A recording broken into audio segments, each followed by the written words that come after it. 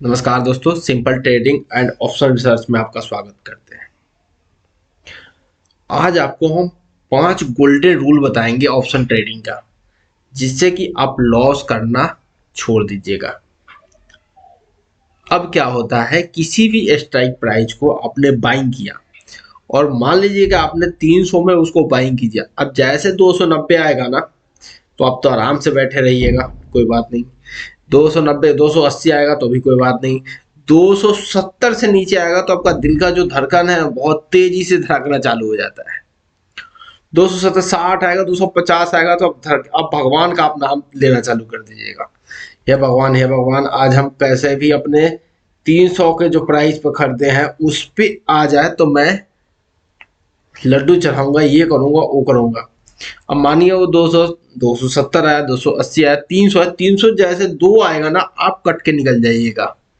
अब वो 302 से देखिए, 302 से ना 350 भी जाएगा, 400 भी जाएगा, लेकिन आपने क्या किया, लॉस को 250 तक होल्ड किया, लेकिन आपको प्रॉफिट 2 रुपये पे जाके निकल गए।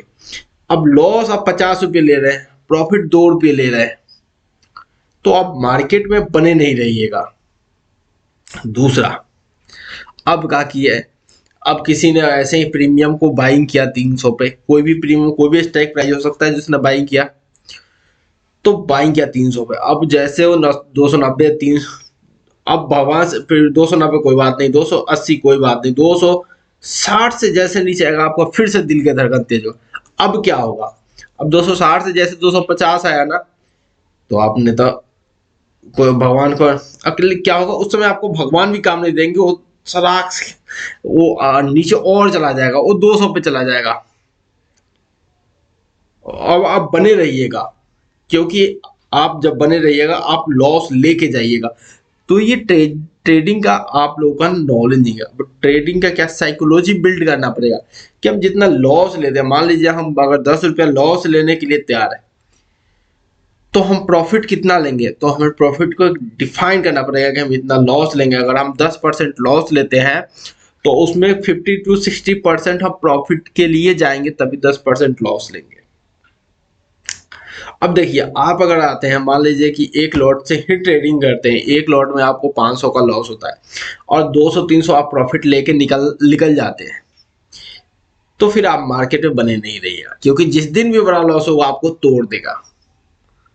क्योंकि जब आप मार्केट में बनिएगा, जब 10 का जो लॉस होगा, आप पहले कैपिटल को डिफाइन कीजिए कि हम कितना कैपिटल को रिस्क कैपिटल में रखना चाहते हैं। जैसे हम अपना कैपिटल को 10 से 20%, 20 का भी काल होता है कि 30-40% भी हम कैपिटल को अपने रिस्क कैपिटल में रखते हैं और टारगेट 100% का करते हैं।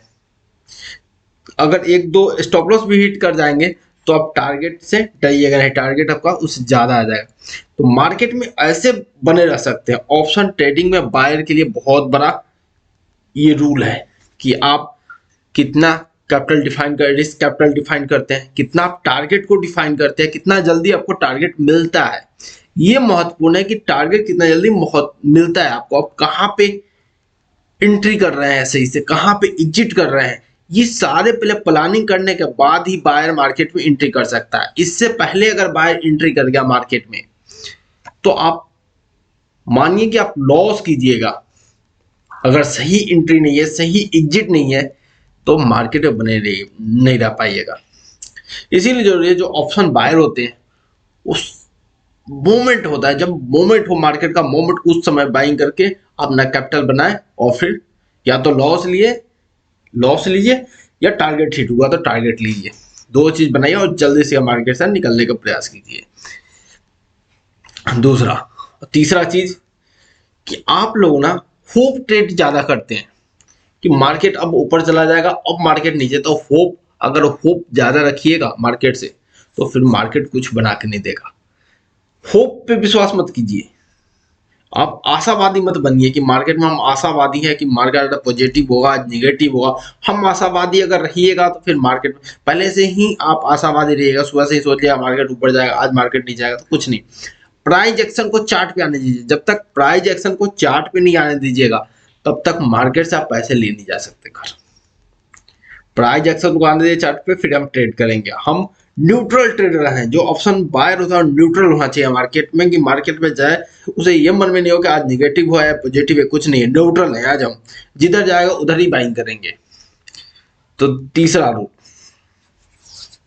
और चलिए आगे के लिए हम प्रिडिक्शन लगाते हैं मार्केट में कि जो ट्यूजडे का सेशन में होगा क्या होगा। देखिए अब जैसे मार्केट का डे चार्ट हमने खोल रखा है, तो मैंने आपको बराबर बताया है कि ये एक बहुत बड़ा सपोर्ट है। ये सपोर्ट जो है ना, ये देखिए जो आपका बीजेपी के 3 स्टेट में आया था, ये इस सपोर्ट से बार बार उछल रहा है मार्केट। अगर इसको ब्रेक करे तो आपका टारगेट जो होगा, नेक्स्ट टारगेट ये होगा, ये होगा। अगर इसको सस्टेन करे, अब देखिए ये है एक और रेजिस्टेंस जोन है, ये देखिए बार बार मार्केट क्यों यहाँ से बार बार ये भी आप देखिएगा तो बहुत बड़ा रेजिस्टेंस है मार्केट के लिए। अगर इसको निकाल के मार्केट निकलता है ऊपर, तो एक अच्छा खासा मूव आपको देखने को मिलेगा। तो ये लेवल को आप ध्यान से देखते रहिए कि लेवल क्या क्रॉस कर रहा है, रेजिस्टेंस टूट रहा है कि सपोर्ट टूट रहा है। जिधर टूट रहा है उधर की तरफ हम मूव करेंगे और एक बड़ा मोमेंट लेके मार्केट से हम निकलेंगे। तो अब छोटे छोटे मोमेंट के कैप्चर कीजिएगा तो क्या होगा, इससे तो ज्यादा आपका अगर 1-2 लॉट है तो फिर आपका ज्यादा ब्रोकरेज लग जाएंगे। इसलिए 99% जो होते हैं ना बायर, वो लॉस करके जाते हैं मार्केट से। तो हमें लॉस नहीं करना है, हम पहले लर्निंग करेंगे, उसके बाद अर्निंग पे सोचेंगे। पहले लर्निंग फिर अर्निंग। और अर्निंग आप लर्निंग करने के लिए प्राइस एक्शन, कैंडलिस्टिक बिहेवियर, जब तक आप बिहेवियर को समझिएगा नहीं चार्ट के। अब देखिए अगर एक हमारे भाषा में बोलते हैं, हमारे गांव के भाषा में बोलते हैं, अगर सांप से बचना है तो वो चीज जैसे चल रहा है उससे आपको चाल अलग करना पड़ेगा। तो वही ऑपरेटर का है, ऑपरेटर जो चल रहा है उससे आपको देखना पड़ेगा कि कहाँ कैसे चाल चल रहा है। वो दिखाता कुछ और है, करता कुछ और है। जाएगा से आपको लग रहा होगा कि सेलिंग आ रहा है, वो बाइंग आ जाएगा। तो ये दिखाना चाहता है कुछ और, होता कुछ और है। तो आप ऐसे चीजों को ध्यान से रखिए। फिर मिलेंगे अगले वीडियो के साथ। जय हिंद दोस्तों।